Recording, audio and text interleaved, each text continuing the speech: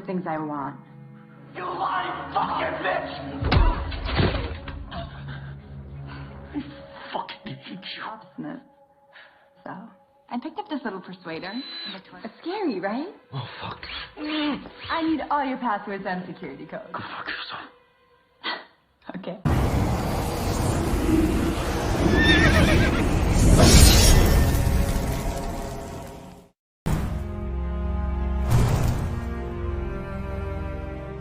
Suatu malam, terlihat seorang pria kaya raya bernama Christopher yang sedang melakukan panggilan telepon dengan mantan istrinya bernama Jamie. Saat itu, Jamie menelpon Chris untuk menanyakan mengenai surat perceraian mereka yang sampai saat ini belum juga ditandatangani oleh Chris. Alasan Chris belum juga menandatangani surat cerai itu karena ia masih berharap untuk bisa rujukan lagi dengan sang istri. Namun Jamie yang tahu kalau perceraian mereka berakar dari kesibukan Jamie selama ini yang lebih memilih pekerjaannya dibandingkan keluarganya, mau tak mau Jamie tetap bertahan dengan keputusannya untuk bercerai dengan suaminya itu. Chris dan Jamie memiliki seorang putri bernama Willow, di mana Jamie mendapatkan hak asuhnya untuk merawat anak sematawayang mereka itu.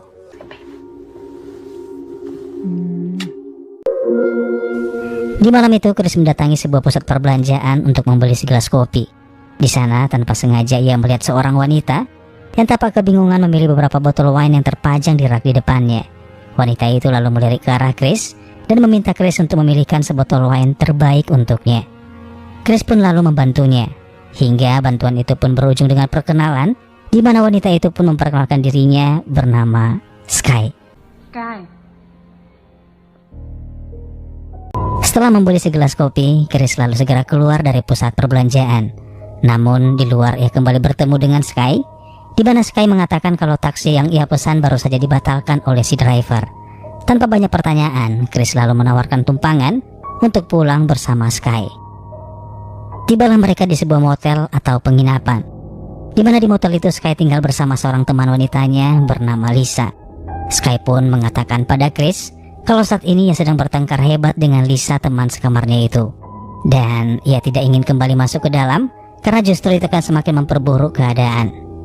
Hingga lagi dan lagi Chris menawarkan bantuan pada Sky, di mana ia mengajak Sky untuk mampir ke rumahnya dan berjanji akan mengantarkan Sky pulang kapanpun Sky nanti menginginkannya. Setibanya di rumah Chris, Sky terlihat begitu kagum ketika ia masuk ke dalam dan melihat keindahan dan kemewahan rumah Chris itu. Mereka lalu berbincang-bincang sambil minum segelas wine dan mencoba saling membangun keakraban satu sama lain. Hingga tak terasa, waktu pun kini menunjukkan pukul 2 malam. Suasana aman dan nyaman membuat Sky tak lagi berniat untuk kembali pulang ke penginapan. Sampai akhirnya ia pun meminta Chris untuk tinggal malam itu, dan mereka berdua pun menghabiskan waktu yang tersisa dengan menikmati malam itu bersama-sama. Pagi harinya Chris terbangun, dan ia pun menyadari kalau Sky ternyata sudah kembali ke penginapannya. Di penginapan, Sky yang baru saja memasuki kamar tiba-tiba kembali terlibat pertengkaran dengan Lisa. Lisa yang selama ini membayar sewa penginapan tentu saja merasa kalau kamar tersebut adalah miliknya. Saat itu juga ia meminta Sky untuk segera mengemas barang-barangnya dan pergi secepatnya dari kamar itu.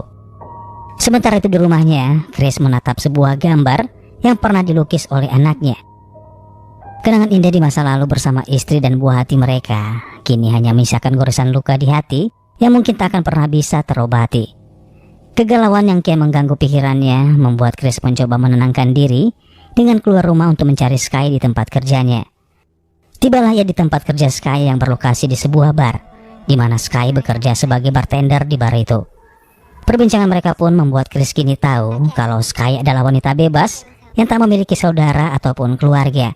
Di masa kecil Sky tinggal dan kerap keluar masuk panti asuhan. Tahun demi tahun ia menjalani hidup mandiri seorang diri tanpa mengenal siapa orang tua dan juga keluarganya. Truth is, I don't have a family. From the age of 6, I was in and out of foster homes. On every level. My childhood was a fucking nightmare. I just felt like you deserved the truth.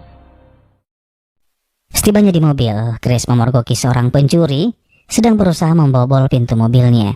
Chris lalu menghampiri pria itu untuk memperingatinya, hingga... Hey! Hey! Get away from my car, man. What you gonna do? Have the ladies protect you? Huh? Alright, forget.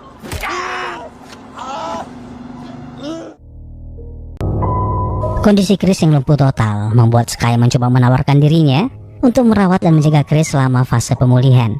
Tanpa menaruh kecurigaan sedikit pun, Chris dengan begitu yakin memberikan kode keamanan rumahnya pada Sky, sehingga Sky bisa datang dan masuk ke dalam rumahnya kapanpun ia mau.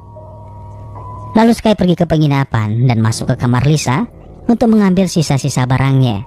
Saat memasuki kamar, Lisa kembali mengomel dan marah pada Sky karena Sky datang dan pergi seenak jidatnya tanpa sedikit pun memberi kabar. Singkat cerita, Sky telah kembali ke rumah Chris. Ia pun membangunkan Chris dengan cara menggodanya, menemani hari-hari Chris hingga membuatnya seakan membangun mimpi dalam kehidupan baru yang bahagia. Sementara itu, seorang pria tua, pemilik penginapan bernama Ronald, mendatangi Lisa untuk menagih uang sewa kamarnya. Namun beberapa kali ia mengetuk pintu, tetap saja tak ada sahutan dari dalam kamar. Penasaran dengan apa yang terjadi, Ronald pun memutuskan untuk masuk ke dalam dengan membuka pintu yang ternyata tidak terkunci. Ia menelusuri ke setiap ruangan sembari manggil-manggil nama Lisa, sampai akhirnya ia masuk ke dalam kamar mandi. Di sana ia menemukan Lisa sudah tergeletak di bathtub dalam kondisi sudah tak bernyawa.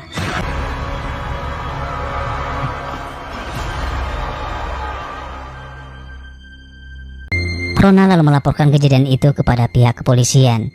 Ia mengatakan pada polisi kalau menurutnya Lisa nekat mengakhiri hidupnya karena depresi ditinggal oleh Sky. Para polisi yang penasaran dengan nama Sky lalu segera mencoba mencari identitas Sky melalui database record kepolisian. Namun anehnya petugas tak menemukan berkas identitas Sky di database mereka, karena tentu saja Sky telah menyamarkan identitas aslinya. Sementara itu di rumah, Chris yang sedang tertidur pulas tak menyadari ketika Sky dengan beraninya mengambil handphonenya, hingga ketika terbangun pun Chris tetap saja nggak sadar kalau ponselnya baru saja berpindah dari mejanya ke tangan seorang wanita gila. Di keesokan paginya barulah Chris menyadari kalau ponselnya tak lagi berada di atas meja.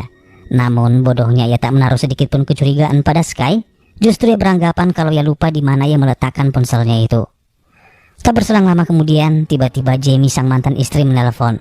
Jamie menanyakan kabarnya dan juga berniat untuk mengunjungi Chris dengan membawa Willow ke rumahnya di akhir pekan. Setelah berkomunikasi dengan Jamie, Chris lalu berjalan ke ruang tengah dan di sana ia melihat berita terkait kematian Lisa, sahabat Sky itu. Masih dalam keadaan syok mendengar berita tentang kematian Lisa, tiba-tiba ia melihat Sky baru saja pulang berbelanja. Dengan santainya ia masuk ke dalam rumah, mengeluarkan bungkusan belanjaannya, hingga melahap sepotong ayam goreng sembari membelakangi Chris yang terlihat bingung. Karena menurut Chris, seorang model selalu menjaga pola makannya, terlebih-lebih pasti akan menjauhi makanan-makanan yang berminyak. Beberapa saat kemudian, Chris yang penasaran lalu menceritakan perihal kematian Lisa yang baru saja ia lihat di televisi. Ia menyarankan agar Sky melaporkan hal itu pada petugas kepolisian. Namun bukannya kaget atau bersedih dengan berita itu, Sky justru terlihat dingin. Bahkan dengan santainya, Sky mengakui kalau dialah yang telah membunuh Lisa. Thought you should probably contact the police. That would be stupid of me. Why? Because I'm the one who killed her. Chris pun yang mendengar pengakuan itu tentu saja syok dan kaget dibuatnya. Masih dalam keadaan tak percaya, Chris sekali lagi mencoba bertanya pada Sky, apakah benar kalau dialah yang telah membunuh Lisa.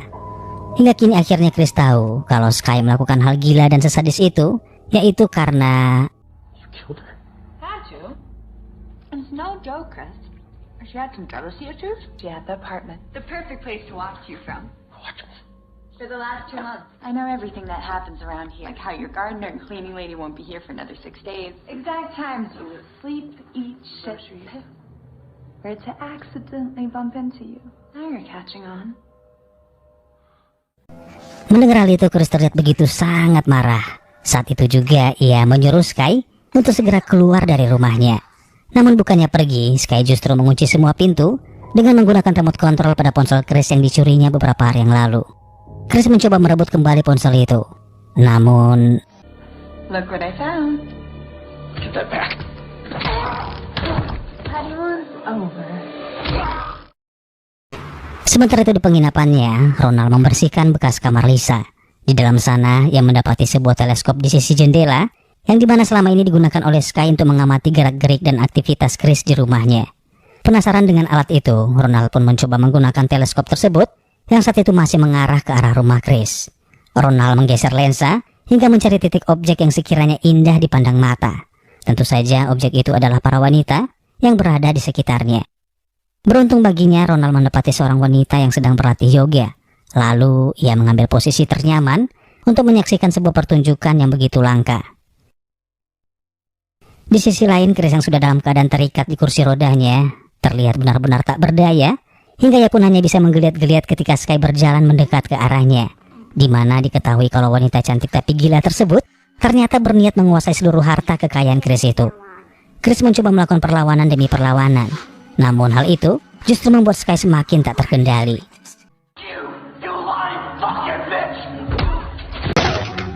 Dan inilah rencana Sky. Ia mencoba meminta informasi terkait semua kata sandi dan kode keamanan, bahkan identitas dan nama ibu kandung untuk memudahkannya mengakses rekening bank dan mengambil alih harta kekayaan Chris itu. Chris mencoba bungkam dan bertahan tak memberikan informasi apapun. Namun tampaknya Sky tidaklah main-main dengan ancamannya. Hingga... Okay. What's your mother's maiden name? Maiden name.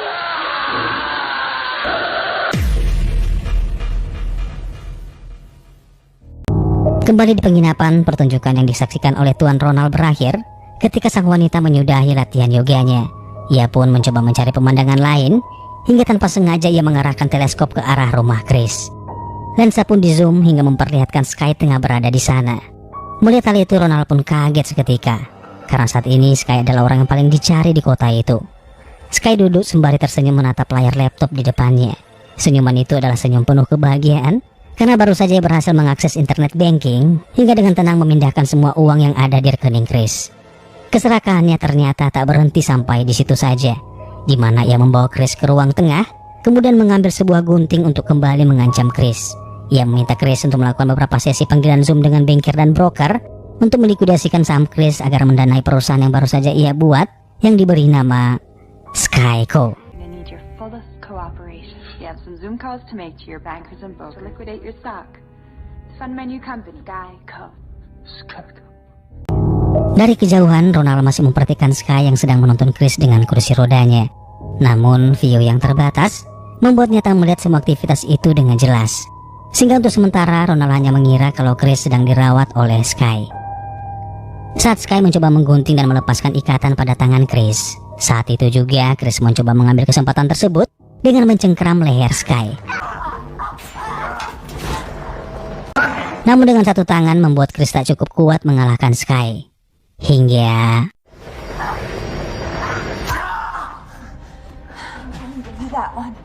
Sky lalu berdiri dan mengambil ponselnya. Kemudian ia memperlihatkan video Willow yang saat itu sedang bermain di taman rumah.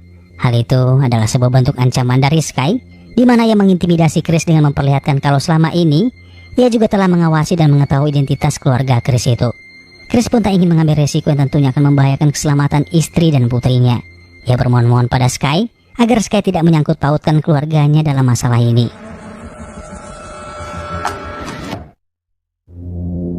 Sky lalu mencabut semua kabel yang berhubungan dengan koneksi komunikasi, kemudian mendokumentasikan perabotan seisi rumah, di mana ia berniat untuk menjual rumah Chris itu beserta isi-isinya. Lalu setelah itu ia pun keluar untuk menyelesaikan transaksi. Sementara itu Ronald berada di halaman rumah Chris untuk mencari Sky. Saat itu Chris melihat Ronald melalui layar monitor CCTV. Berharap mendapatkan bantuan, Chris lalu berteriak sekencang-kencangnya demi menarik perhatian Ronald ketika mendengar teriakannya. Dari luar rumah, Ronald memecahkan kaca jendela untuk masuk dalam rumah. Dan aktivitas Ronald tersebut diketahui oleh Sky melalui aplikasi keamanan CCTV yang terhubung di ponsel Chris. Masuklah Ronald ke dalam mendapati Chris yang sedang terikat. Namun bukannya menolong, ia justru bersikap dingin bahkan tak memperlihatkan rasa simpatik sedikit pun. Ronald lalu membuka lakban yang menutup mulut Chris itu, di mana saat itu juga ia memohon-mohon agar Ronald mau melepaskan ikatannya. Namun dengan teganya, Ronald meminta imbalan uang yang sangat besar. Ia menatap sebuah lukisan antik Picasso yang tertempel pada dinding yang bernilai $7. Hingga akhirnya Chris pun setuju dan mereka pun membuat kesepakatan. Keserakan demi mendapatkan keuntungan membuat Ronald lupa diri dan lupa segala-galanya. Dimana ketika ia sedang membuka ikatan pada tubuh Chris, tanpa ia sadari saat itu juga Sky tiba di halaman dan akan segera masuk ke dalam rumah. Dan Ronald pun tertangkap basah.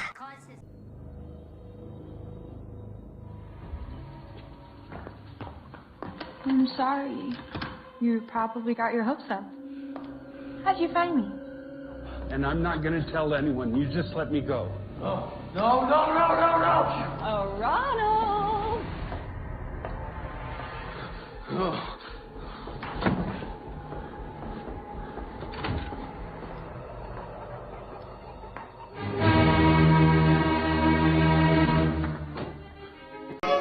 Sementara itu di ruang tengah, Chris sedang berusaha melepaskan dirinya dari kursi roda. Hingga ia berhasil meloloskan diri, lalu perlahan-lahan keluar dan mencoba membuka paksa pintu mobil yang terkunci. Namun hal itu membuat alarm mobil berbunyi. Hingga dengan terpaksa ia segera pergi meninggalkan halaman rumah sebelum Sky menyadarinya. Sky menyusuri ruangan demi ruangan untuk mencari Ronald. Berbekal monitor CCTV di ponsel Chris, membuat Sky dengan mudah menemukan persembunyiannya. Terlihatlah Ronald, si kakek tua yang begitu sangat ketakutan. Ia mencoba bertahan dengan pisau yang berada di dalam genggaman tangannya, hingga Please, it's worth so much money.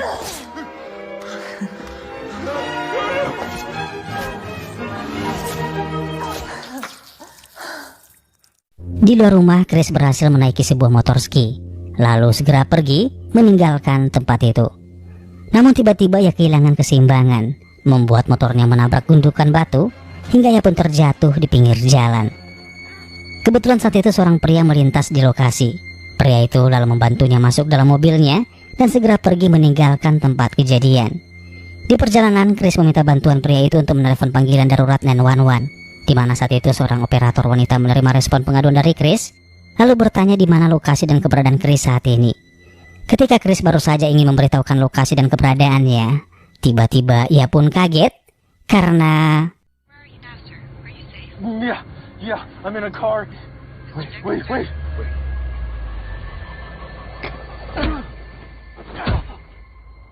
You should have seen the look on your face. Chris hanya bisa terdiam ketika pria itu bersama Sky membawanya kembali masuk ke dalam rumah. Ternyata pria tersebut adalah ayah tiri Sky yang juga diajak merencanakan perampokan itu. Mereka pun meninggalkan Chris di ruang tengah, membiarkannya mendengar suara teriakan mereka dari dalam kamar. Beberapa saat kemudian Sky masuk dan mendekatinya. Ia pun mengatakan alasannya kenapa sampai saat ini ia belum juga menghabisi Chris.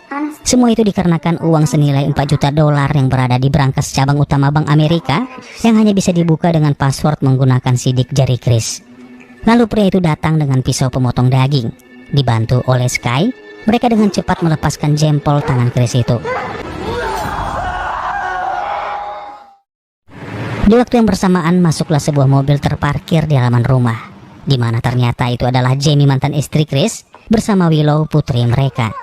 Kerinduan sang anak membuat Willow dengan bahagianya bergegas segera masuk dan mencari ayahnya. Sementara di belakang, Jamie terlihat mulai curiga ketika melihat keadaan rumah yang berantakan, di mana ia juga melihat bercak darah berceceran mengotori lantai. Merasa ada sesuatu yang tak beres, membuat Jamie terlihat panik, lalu segera memanggil Willow yang saat itu sedang berada di kamar untuk segera kembali. Looky what I found. I'm sorry, you are... I'm Sky. Come here, big girl. Yeah, where is Chris? He's sleeping. He had a very bad night. He had Chris, so you want me to call the police? Yes. Your Ross and Chad are here to see you. He's right here.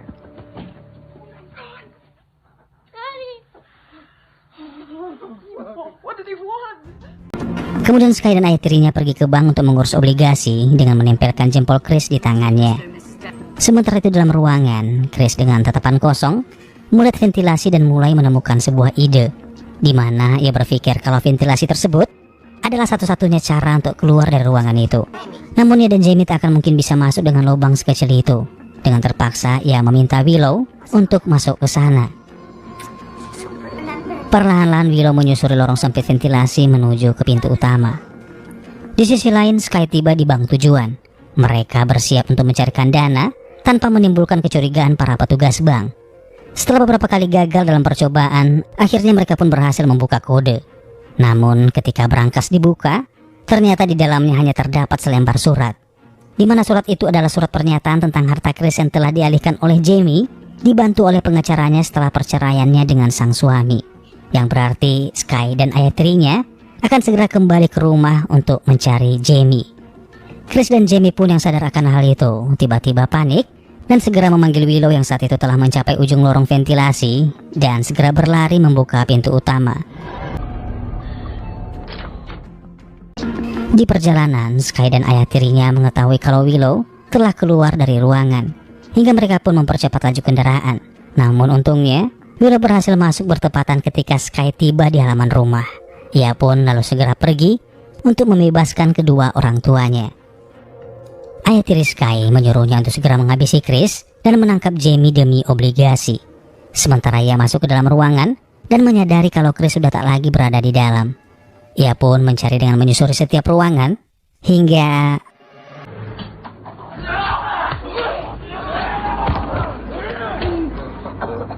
Where's Jamie? Shoot him! What are you waiting for, you pussy? Shoot him!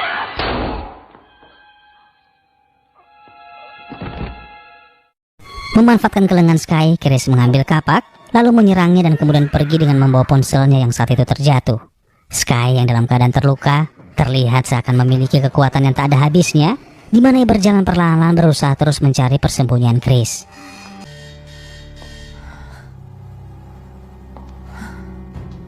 Di sisi lain, Chris menghubungi panggilan darurat dengan ponselnya, lalu menyalakan musik dengan keras untuk memecahkan konsentrasi Sky. Ia mematikan lampu untuk memonitoring Sky dengan infrared yang dihasilkan dari CCTV, menyalakan tungku pembakaran, membunyikan suara-suara, hingga Chris membalikan keadaan, mengendalikan dan menakut-nakuti Sky di dalam rumahnya sendiri. Terlihatlah wajah Sky yang saat ini mulai diserang kepanikan, yang pelan-pelan menghapus senyum manis di wajahnya. Ia terus saja berjalan dalam kegelapan menyusuri ruangan demi ruangan, hingga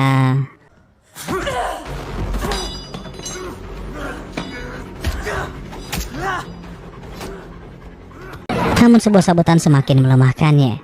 Sky berdiri di hadapannya, lalu datang menghampirinya. Dari belakang Jamie mencoba membantu, namun tetap saja Sky sulit untuk dikalahkan, di mana Sky melukai kaki Jamie dan menghentikan perlawanannya. Chris yang melihat hal itu mencoba sebisa mungkin melindungi mantan istrinya itu. Ia berusaha melawan dengan kondisi yang tak lagi memungkinkan di hadapan mereka. Sampai akhirnya Sky bersiap-siap mengayunkan kapaknya untuk menghabisi mereka berdua. Namun tiba-tiba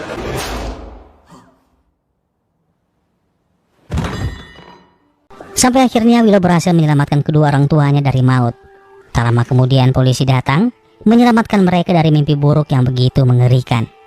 Di akhir film, Sky berusaha mengucapkan sesuatu, di mana ia memberitahu Chris tentang identitas aslinya yang sebenarnya, dengan mengaku kalau namanya bukanlah Sky, melainkan adalah Margaret. Dan film pun berakhir.